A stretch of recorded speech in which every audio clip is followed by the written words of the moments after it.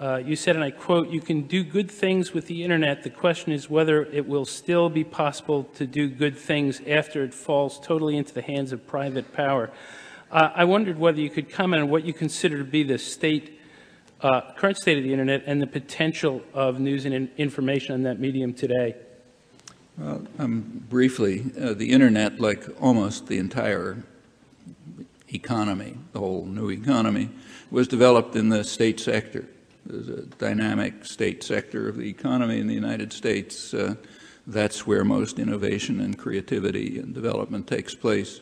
It's a perfect device because it socializes the risk, it socializes the cost, and if anything comes out, you hand it over to private power. That's called free enterprise. The internet is a good example. It was in the state sector for about 30 years.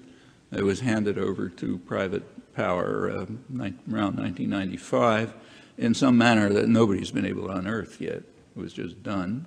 And it's led to changes. In fact, media critic Norman Solomon did a study where he looked at the references to the internet before and after the transfer to private power.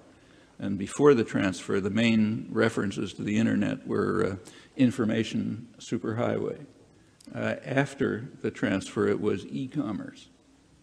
Okay, that's one of the effects of transferring to private power a public creation.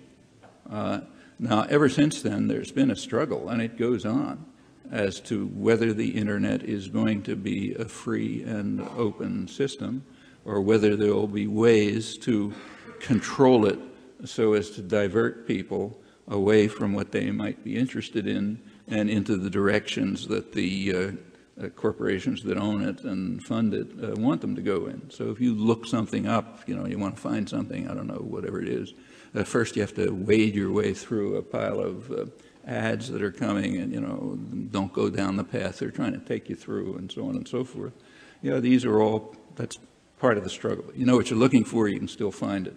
But there are, of course, going to be efforts made to make it harder and harder. On the other hand, there's a struggle to keep it more and more open.